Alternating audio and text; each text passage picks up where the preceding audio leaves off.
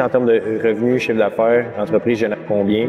La business, à peu près, il faisait à l'entour de 1,3 à 1,5 millions par année de chiffre d'affaires. Dans la vie, il faut se prendre des risques pour voir si ça passe ou ça casse. Si ma mémoire est bonne, toi, tu n'avais pas nécessairement d'expertise directe. J'avais rien. Je sautais dans l'inconnu. Aujourd'hui, on va visiter notre client Kevin Slight, qui a fait l'acquisition de TFL Portes et Fenêtres juste derrière nous. Kevin nous a rejoint il y a environ 6 mois dans le programme d'acquisition, puis on l'a aidé à faire l'achat d'une entreprise qui lui génère plus de 900 000 de revenus et 200 000 de profit par année avec seulement 30 000 de mise de fonds. On l'a aidé à trouver l'entreprise, déposer l'offre d'achat et aller chercher le financement qu'il avait besoin. Et au final, il a réussi à économiser plus de 80 000 sur le prix demandé au début. Et également, il était en mesure de mettre seulement 30 000 de mise de fonds. Il est également accompagné par le vendeur pendant des mois suite à la transaction. Puis aujourd'hui, on va parler un petit peu de son expérience, comment fonctionne son entreprise au day-to-day, puis comment il se sent maintenant qu'il a acheté une entreprise qui lui permet de générer plusieurs centaines de milliers de dollars de profit par année. Allons-y, c'est parti. Aujourd'hui, on est avec Kevin Slight, un de nos clients de chez Live Capital qui a fait l'acquisition de TFL, traitement fenêtre à Laval ici. On va faire le tour de l'entreprise, avoir un petit peu son feedback, puis voir comment ça se passe maintenant dans son day-to-day. Fait que, Kevin, TFL, qu'est-ce que vous faites au day-to-day? Qu'est-ce que l'entreprise fait? On change les fenêtres, on rénove aussi les fenêtres en bois ancestral avec des traitements spéciaux pour vraiment que ça dure longtemps. C'est cool. Puis, tu sais, là, dans le fond, on est à ta succursale, fait que vous faites... les gens viennent en magasin, commandent les fenêtres, puis l'entreprise, dans le fond, va les livrer, les installer. C'est un peu comme ça que ça fonctionne? Les clients, c'est rare qu'ils viennent vraiment nous voir. Moi, j'ai des vendeurs qui s'en vont voir les personnes, on fait des soumissions. Une fois la soumission a été acceptée, on passe la commande, puis à la livraison, on sédule une date avec le client pour savoir quelle journée vous voulez installer les fenêtres. Là. OK. Puis on va parler plus en détail de la business, mais tu sais, avant que tu rejoignes le programme de Live Capital, est-ce que tu pensais, c'est parce que je sais que tu étais un peu dans le domaine de la construction, après ça, tu étais tombé sur le chômage. Est-ce que tu pensais d'un jour être propriétaire d'une compagnie de pose de fenêtres ou? Pas tant, non. J'étais dans la construction, je m'y blessais. Fait que là, j'ai tombé dans la comptabilité. J'aimais pas vraiment trop ça, rester à l'école, tout le kit. Puis là, après ça, j'ai vu Live, puis je m'inscris, là.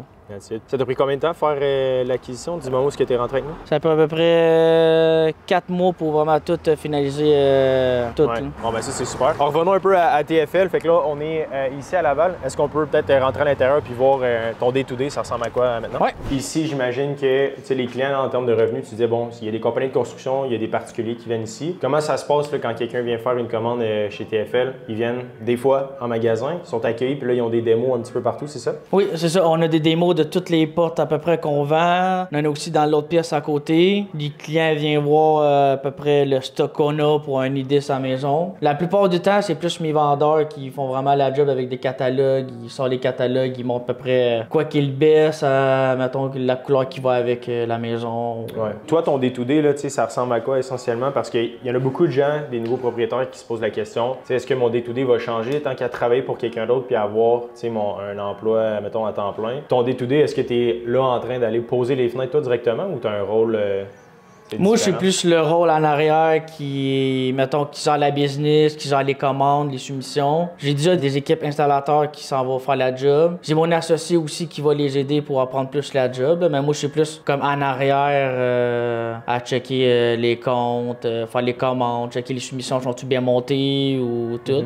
Fait qu'est-ce que c'est encore mieux pour toi maintenant parce que tu étais blessé aussi, fait que ça te permet d'avoir un travail comme plus c'est ça. Puis dans cette salle-là, qu'est-ce qui se passe ici au day-to-day? C'est là que les gens prennent les commandes?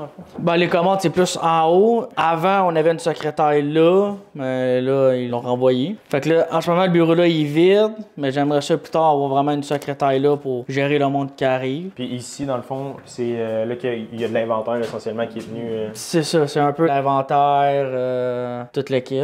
Awesome. Fait que là, c'est ici que les portes sont stockées, les fenêtres aussi, c'est ça? C'est ça. La plupart du temps, les fenêtres, les portes, à la journée de livraison, mes 3 poseurs arrivent avec le remorque. On les load tout de suite, les jobs qui va où, puis ça s'en va avec. Vu qu'on a comme un entrepôt limité en termes de place. Là. Puis je me demande si tu n'avais pas peut-être toutes les connaissances du monde quand tu as acheté cette business-là. Comment l'ancien propriétaire t'aide au day-to-day? Est-ce que tu as vu un bon support? Parce que souvent, ça l'inquiète les gens. Ils se disent, écoute, je vais acheter une business peut-être que je connais pas nécessairement. Comment toi, tu le vis au day-to-day, ce transfert de connaissances-là? Moi, je le vis bien à cause que le gars, il est vraiment là pour m'aider de A à Z. Il est pas là juste pour, je l'ai vendu, je m'en vais dans 1 an, tout le Fait que non, il m'aide vraiment à savoir comment faire ici, faire bien des affaires. Là. Fait que j'imagine que ça t'aide un peu à, justement, tu sais, apprendre rapidement puis à comme t'adapter un peu à la situation, au changement. Ce que je trouve intéressant puis ce que les gens savent pas, c'est que justement, ça t'enlève beaucoup de risques dans la transaction parce que justement, t'as comme quelqu'un qui est là pour te mentorer un peu. C'est le fun d'apprendre que ça se passe bien pour toi à ce niveau-là.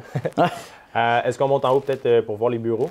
Oui. Fait que ça, c'est ton bureau dans le fond day-to-day, c'est là que ça se passe? Ouais, mon bureau. J'ai ma bureau, ma vendeuse qu'on a rentré à côté de moi pour qu'elle m'aide aussi un peu à me former sur l'application qu'on a pour faire les soumissions. On a un peu l'inventaire derrière aller vite là. C'est un peu le bordel. Fait que... Non, c'est fou. Puis à quel point tu avais un petit background en comptabilité. Comment tu vis ça, la gestion d'une équipe? Tu trouves-tu que c'est réaliste et que c'est faisable? Ou... C'est réaliste. Ben, moi, j'ai un associé que c'est vraiment lui qui gère tout le personnel à peu près. Là. Pour vrai, c'est mieux essayer de trouver un associé. Ça, mettons, on n'a pas les compétences sur rien, mais t'es mieux aller chercher un associé. Comme là, en ce moment, mon associé, il m'aide beaucoup à cause que faut que j'apprenne la business. J'ai ma licence RBQ, il faut que j'aille passer pour continuer la licence. Fait que si j'aurais pas eu lui à côté, j'aurais été énormément dans la difficulté. Là. Ben oui, surtout quand c'est une première transaction, je pense que de bien s'entourer puis d'avoir des partners, c'est en effet vraiment important. Là, même moi, dans ma première achat de compagnie, c'est une compagnie de machines distributrices, puis j'avais un partner. Je suis vraiment en accord avec ça, là. Ça fait bien du sens. Y avait-il autre chose à voir ici en haut? C'était pas mal... L'autre bord, t'as le bureau, de mon associé, l'ancien propriétaire qui est là. Après ça, on a l'inventaire qui est juste en arrière. C'est génial, c'est vraiment sharp. Mais ouais, c'est ça, en terminant, comment tu vois un peu le futur de TFL? Moi, je le vois déjà grossir TFL pour le moment. J'aimerais ouvrir une division côté Rive-Sud, que vu Rive-Sud, on n'y va pas vraiment à cause du trafic, puis les gars veulent pas aller là. C'est pas rentable pour nous autres, mais on a beaucoup de potentiel à aller chercher là. Fait que moi, je vois vraiment comme mon but TFL, je veux vraiment qu'il soit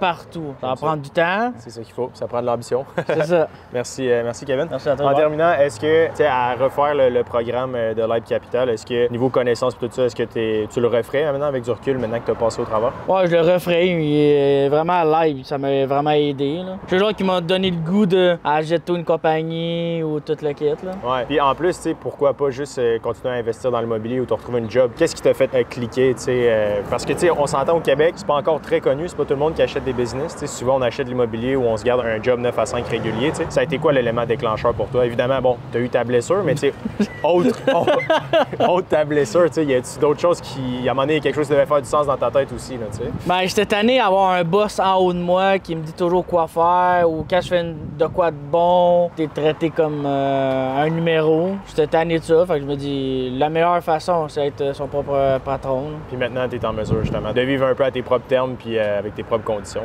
C'est ça. Génial, écoute. Merci encore, Kevin, pour ton temps. C'est super apprécié.